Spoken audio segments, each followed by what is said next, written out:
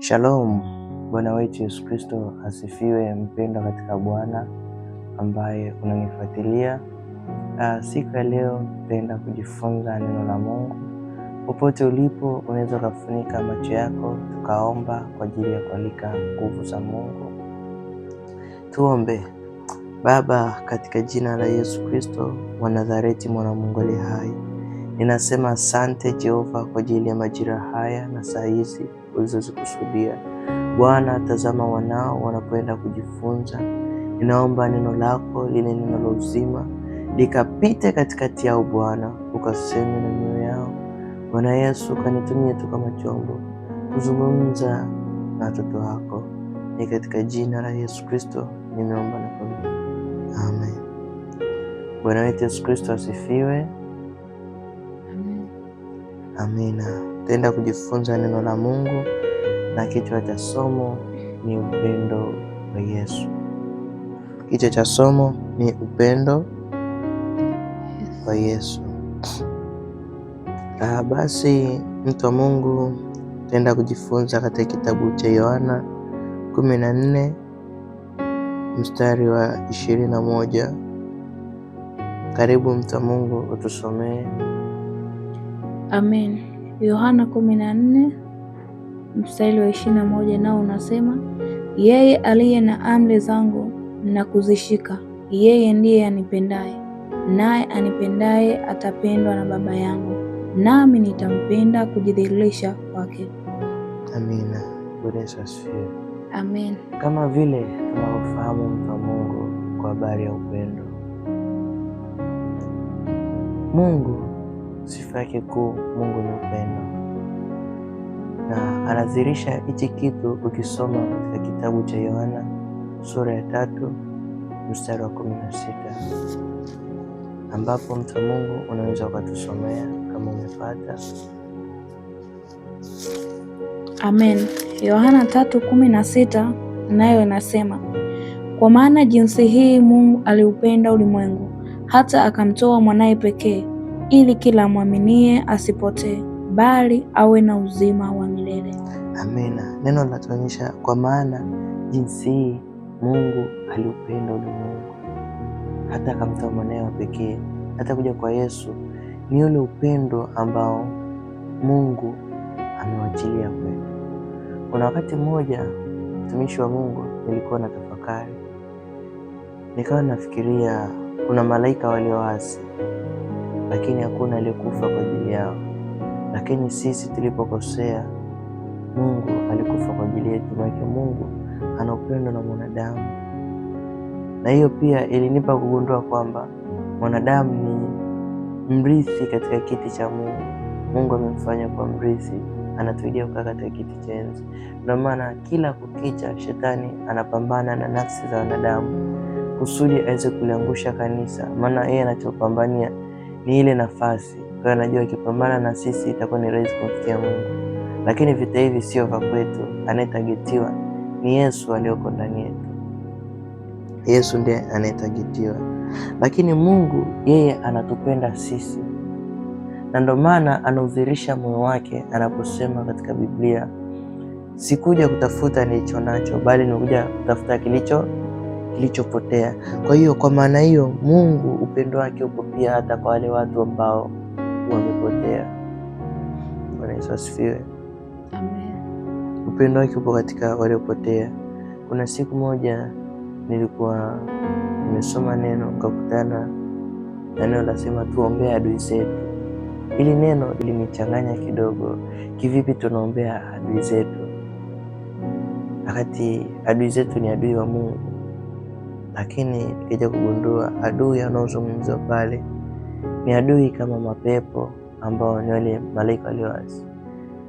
Nikawa nimejifunza kwamba baada ya kusikia kuna ushuhuda mmoja, kuna mtu alikuwa akiutoa kanisani huko makanisa ya Kipentekoste. Alikuwa ni mchawi, akawa ameokoka, lakini kilichomfanya aache uchawi ni upendo wa yule mchungaji. Yule mchungaji alimkaribia kwa upendo. Yule mchawi akauliza, kwa nini umeokoka? Akaniambia, huyu mchungaji wa hili kanisa ndo amenifanya niokoke. Akauliza kwa nini? Akasema, mchungaji, mimi namwangia, namfanyia mambo mabaya, lakini yeye nikimsikiliza maombi yake anayoniombea, ananiambia anaomba Mungu, naomba mkumbuke yule mchawi, naomba mpe neema ya wokovu, akujue wa kweli. Anasema yule mchungaji alikuwa ananiombea mimi nijue ukweli, nifunguliwe. Lakini kwa wachungaji wengine, maana ule ushuhuda wake ni kwamba aliua wachungaji wengi katika makanisa mengi. Kwa nini alikuwa akiwaua? Anasema alikuwa akipita katika bati lao hata saa 8 usiku, ule mchungaji akiamka ni maombi ya kufyeka, na afyeka wachawi kwa jina la Yesu. Anaomba maombi, anasema na mimi mtu kama ananifyeka lazima nipambane naye, huyu ni adui yangu. Lakini kwa hiyo mchungaji ilikuwa tofauti, yeye maombi yake ananiombea mimi nafsi yangu. Pia ikanipa ufahamu, nikagundua kwamba hata Yesu amchukii mchawi. Yesu anachukia ile roho ya uchawi iliyoko ndani ya mtu. Na wale walikuwa wanafika wachawi, nafikiri basi wachawi wenyewe walikufa, wapo wanakula zao vizuri tu na wanaendelea kunaniliwa. Lakini wale watu pia Mungu anatafuta, wako katika kifungo. Uchawi ule ni kifungo, wapo katika aina fulani ya kifungo, wanatumikishwa na nguvu za giza, kama vile watu walikuwa katika kifungo cha dhambi. Na uchawi ile ni roho, ni kama pepo. Watu wanavyosumbuliwa na mapepo, pepo lampelekesha mtu afanye hivi.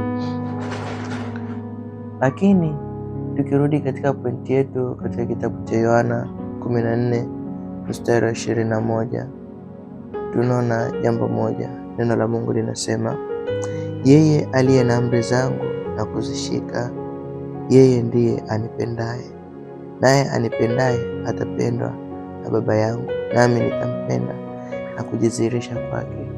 Aliandika hichi kitabu ni Yohana, na Yohana ananipa tafakari kubwa sana ya neno la Mungu. Siku moja nilikutana na andiko ambalo linasema, unawezaje kumpenda Mungu usiyemuona, akati jirani yako ambaye unamuona siku zote unamchukia? Manake ili uweze kumpenda Mungu ni lazima pia umpende jirani yako. Kwa hiyo upendo wa Mungu umegawanyika katika maeneo mawili. Kanuni ya Mungu, upendo wake ni maeneo mawili. Ili umpende Mungu lazima uanzie upendo, uanzie kwa jirani yako. Penda nini ninyi kwa ninyi? Yesu anasema penda nini ninyi kwa ninyi kama mimi nilivyofanyaje? Nilivyowapenda. Yesu Kristo alitupendaje? Alitupenda hivyo hivyo na dhambi zetu. Kwa hiyo Mungu anatuhamasisha kuwapenda wenzetu, kuwapenda Wakristo wenzetu pamoja na mapungufu yao.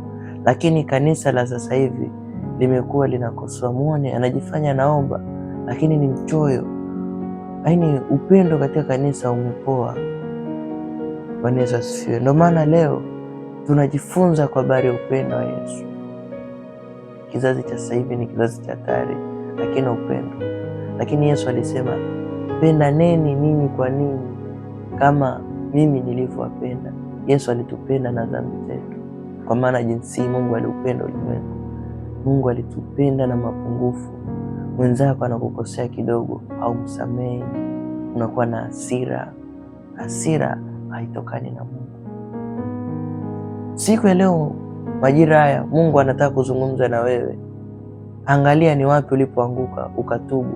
Wewe ni kanisa la Efeso. Angalia ni wapi, katubu. Huwezi kusema unampenda Mungu na unajiita mlokole, unaenda kanisani, unafunga, wakati wewe na jirani yako hamuongei. Umeachana na mume wako, umeachana na mke wako. Hiyo itakuwa ni uongo. Huwezi kusema unampenda Mungu usiyemuona, wakati jirani yako unamchukia. Lakini kuna kitu kimoja katika Yohana, anasema yeye aliye na amri zangu na kuzishika, yeye ndiye anipendaye. Yesu anasema yeye aliye na amri zangu na kuzishika, yeye ndiye anipendaye. Kwa hiyo ili umpende Yesu, cha kwanza kabisa lazima uwe na amri zake, uwepo nazo. Cha pili, sio kuwepo nazo tu, kuzikariri, kuzijua, ni kuzishika. Nikawa na tafakari amri za Yesu ni zipi, maana maneno haya alikuwa anazungumza Yesu, na hajasema yeye aliye na amri za Musa.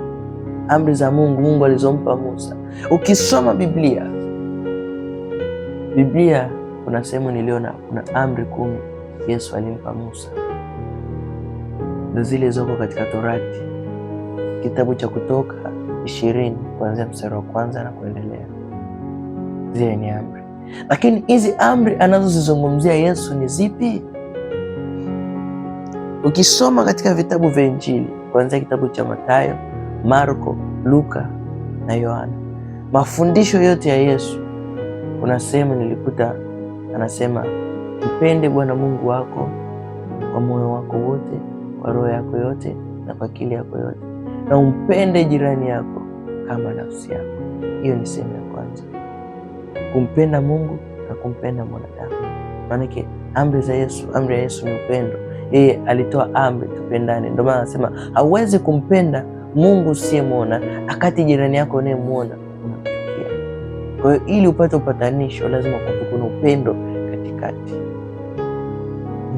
Kwa Mungu ananisikiliza, akasema amri mpya na wapeni. Maana kama kuna amri mpya na wapeni, maana kuna amri ambayo alishawahi kuitoa Yesu. Amri ipi? Anasema mpende jirani yako kama nafsi yako. Hiyo ndo amri yake ya kwanza. Lakini amri mpya ni ipi? Anasema amri mpya na hapa, maana zamani kwa ni kumpenda jirani yako kama unavyompenda, lakini unavyojipenda wewe. Lakini kuna watu wenyewe hawajipendi. Unakuta mtu anaenda anajinyonga, anajua huyo atampenda jirani yake. Lakini Yesu pamoja na kusema maana na mtu paka kujua hiyo inakuwa ni mapepo, lakini kikawaida watu wanajipenda nafsi zao wenyewe. Kwa hiyo anakuambia basi kwa kipimo kile ambacho unataka kutendewa, watendewe wenzako. Basi usimtendee mtu jambo ambalo wewe mwenyewe upendi kutendewa. Huo ndio upendo ambao Yesu anazungumzia. Kipimo kipo ni nafsi yako. Ukiona ukifanya kitu mwenzako, yani ukiona unafanywa kitu ambacho wewe unakasirika, usimfanyie mwenzako. Wewe mwenyewe ndio kipimo, ndio upendo ambao Bwana wetu Yesu Kristo anazungumzia kwenye kanisa. Bwana Yesu asifiwe. Amina, nadhani naeleweka. Akasema amri mpya na wapeni, pendaneni ninyi kwa ninyi kama mimi nilivyowapenda. Kwa hiyo amri ya kwanza ilikopo ni kumpenda jirani yako kama nafsi yako, lakini mpya tupendane kama yeye alivyotupenda. Yeye alitupenda na madhaifu yetu. Ni kweli unaweza kumpenda mtu kama unavyojipenda, lakini kuna watu hawapendeki, wana makwazo, wana madhaifu, lakini Yesu anatupa amri mpya, tupendane kama yeye alivyotupenda. Yeye alitupenda sisi na dhambi zetu, akautoa uhai wake kwa ajili yetu. Alitupenda na mapungufu yetu. Kwa hiyo hata mtu awe anakukosea vipi, kuwa na moyo wa kusamehe, kuwa na moyo wa kuachilia. Mpende jirani yako, mtu wa Mungu, hivyo na madhaifu yake. Unamsema mwenzako madhaifu yake, unamsengenya pembeni, yule usimuone huko hivi. Una mapungufu yako mengi sana kwa Mungu, lakini Yesu alikupenda jinsi ulivyo, ukatubu. Yesu anakuja kuichukua kanisa, ukatubu. Penda jirani yako na madhaifu yako. Ukimwona na madhaifu, muombee, sio kumsema pembeni, muombee. Huo ndo utakatifu ambao Mungu anatuitia. Wewe kuna sehemu umemkuta Mungu anakusema pembeni? No, Roho Mungu anakuombea kwa kuugua, usiweza kutamkiwa. Unapopewa kuona mapungufu ya mtu, na kuna majitu yana taibu, unakuta yanasema hata viongozi wao, wachungaji zao kwa kanisani, wale na wanadamu kama wewe, nao wana mapungufu, waombee. Mungu anavyokuonyesha udhaifu wa mtu, manake sio kwamba anakuambia ukamseme ukamzungumzie, manake amekupa chance ya kuona lile tatizo ili umuombee. Sisi ni viungo kukamilisha mwili wa Kristo, kwa ni kuombea. Akaenda mbali, sio kupendana sisi kwa sisi kama alivyotupenda, akatoa amri nyingine, anakwambia wapendeni wanaowauzi na kuombea.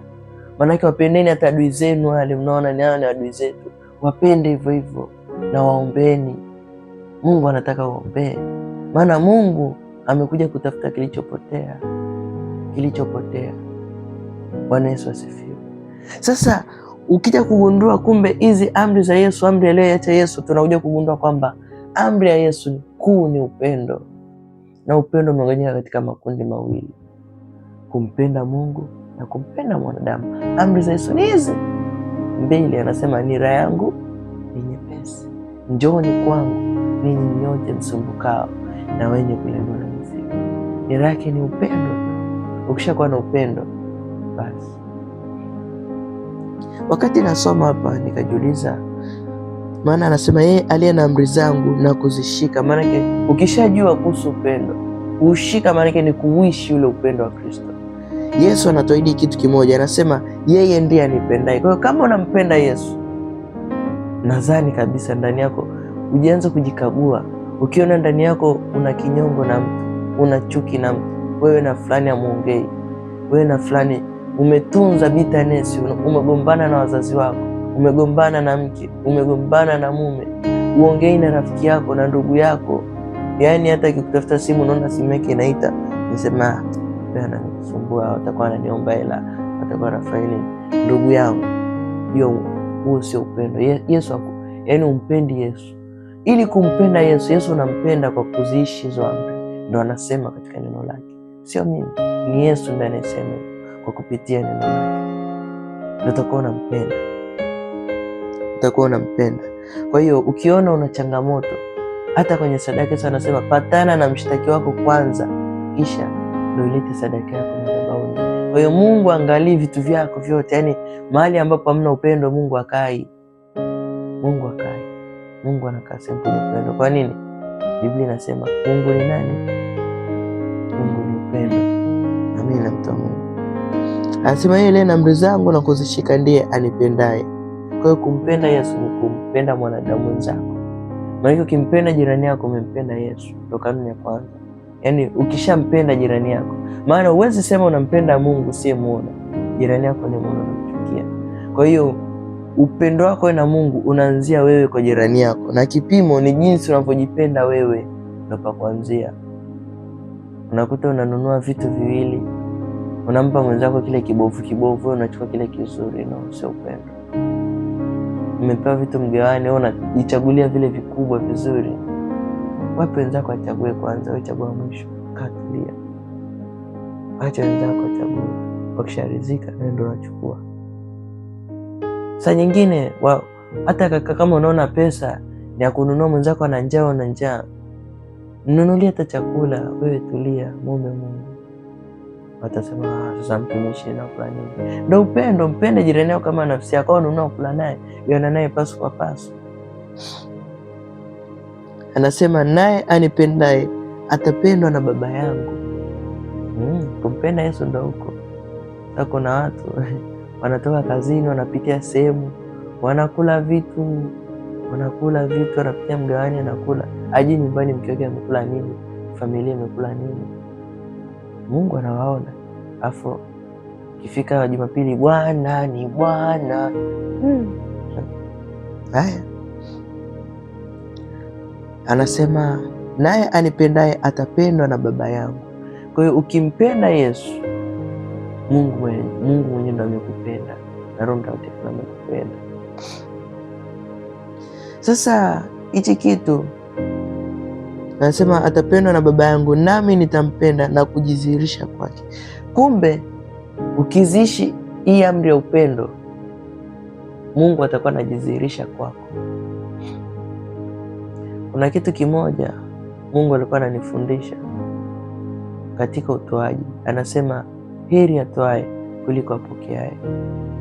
Na Mungu, Biblia inakwambia usimjaribu Bwana Mungu wako, na ni sehemu moja ambayo Mungu aliruhusu watu mjaribu. Anasema nijaribuni kwa kupitia nini? Sadaka. Kwa sababu kwenye sadaka Mungu anauona moyo wako. Mungu anauona moyo wako. Kile kitu unachokipenda, je, ndio kile kitu ambacho anamtolea Mungu? Kuna watu wanapenda vitu vizuri afu Mungu anamtolea sehemu mabaki. Mungu anataka vitu vilivyonona, sadaka ambayo inagusa moyo wako, nafsi yako. Unaona kabisa unatoa ndani, unasikia nimetoa. Na nakwambia tena, unapotoa huko kusijui. Kwa nini? Mungu ni upendo. Mungu katika Agano la Kale aliwekea watu sadaka minimum, fungu la 10. Aliwekea, yaani Mungu aliwekea mwanadamu anamtolea fungu la 10. Lakini ikiwa una upendo kwa Mungu, hiyo fungu la 10 kwako I think itakuwa ni minimum, ni kiwango cha chini, utatoa na abavu, kwa sababu Yesu sadaka yake alijitoa kwa sababu ya upendo, na ndio eneo pekee na kuonyesha upendo wako kwa Mungu kwenye neno la Mungu.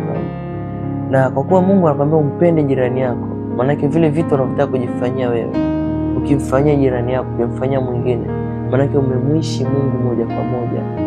Ndio maana watoaji wenye moyo wa kutoa na kusaidia wengine, huwa Yesu anajidhihirisha kwao. Anasema naye yeye anipendaye atazishika, anasema anipendaye atazishika amri zangu. Amri zake ndo zipi? Kumpenda Mungu ni upendo, kumpenda Mungu na mwanadamu. Na ili umpende Mungu lazima uanzie kwa jirani yako.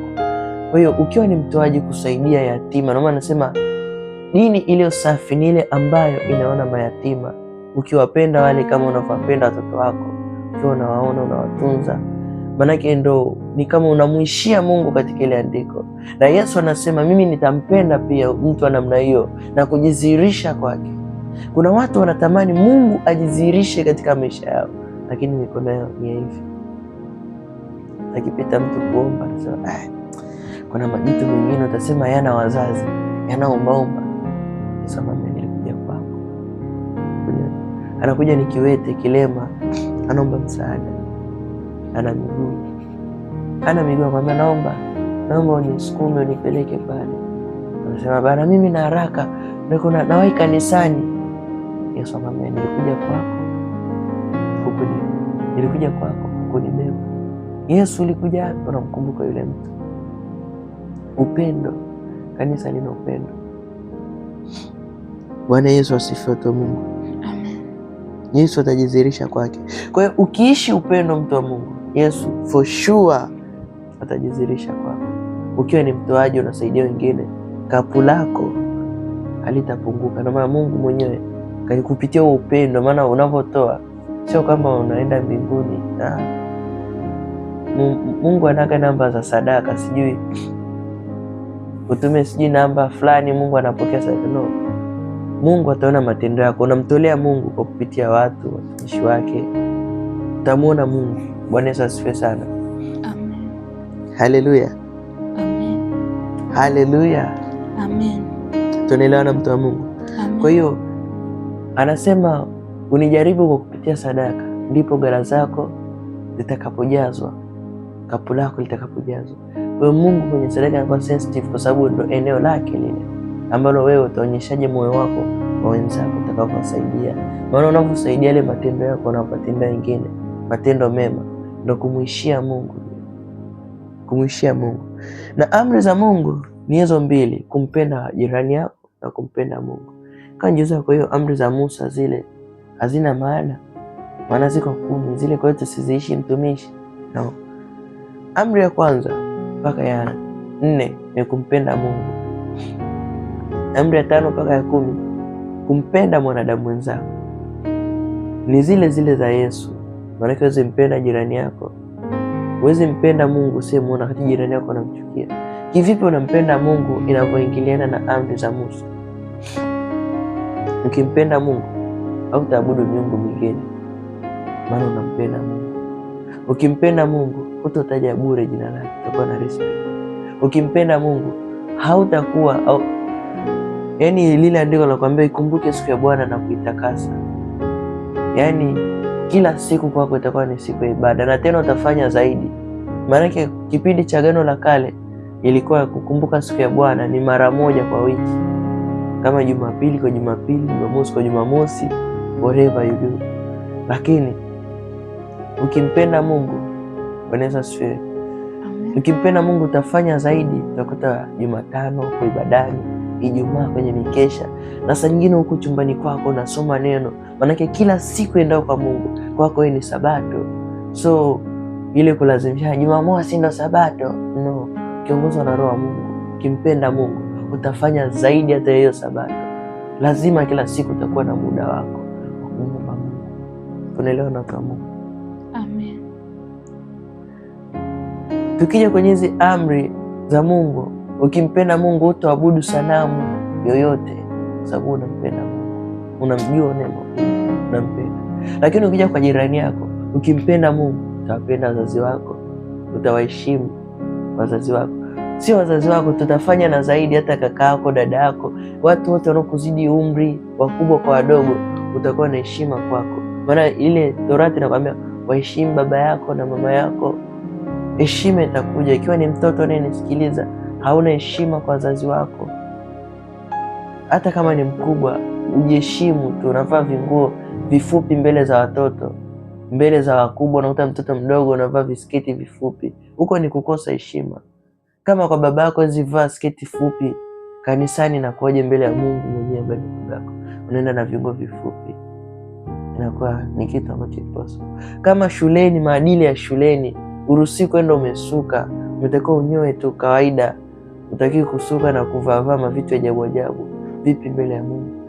Ikiwa bungeni, hauruhusi kwenda na suruali za jinsi zile zenye marembo rembo, inakuwaje kanisani unaenda naye? Kwa hiyo ujue bado kumpenda Mungu kwako ni ngumu. Ukimpenda Mungu, ukimpenda jirani yako, kutomwibia. Biblia kwamba usiibe, wewe utamwibia tena, wewe ndio utakuwa mlinzi, kwa sababu upendo utakuwa mlinzi. Ukimwona mwenzako we kitu cha jirani yangu hicho usiibe. Bwana Yesu asifiwe sana. Kwa hiyo amri zote, ndio maana naambia hivi, mkiongozwa na Roho ampo chini ya sheria. Kwa hiyo Roho wa Mungu ni upendo.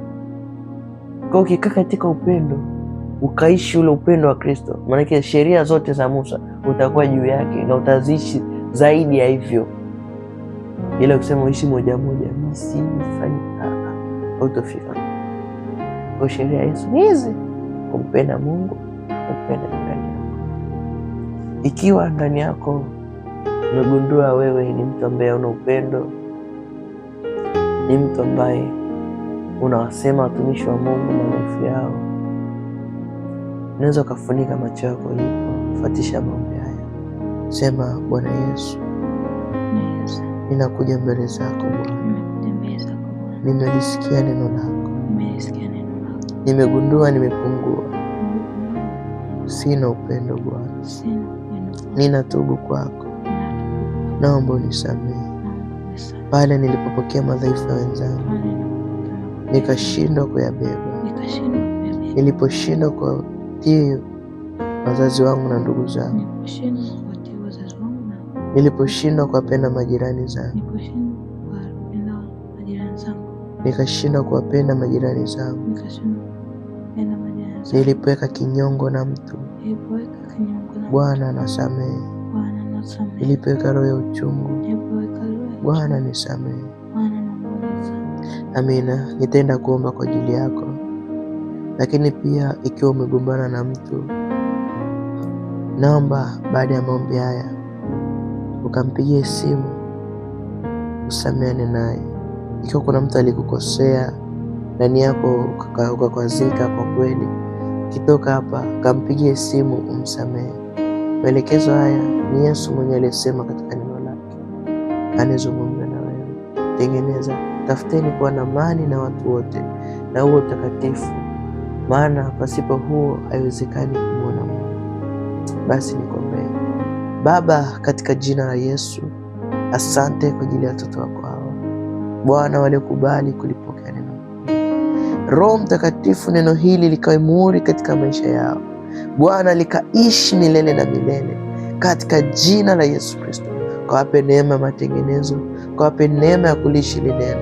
Ni katika jina la Yesu Kristo nimeomba na kuamini. Tuseme amen.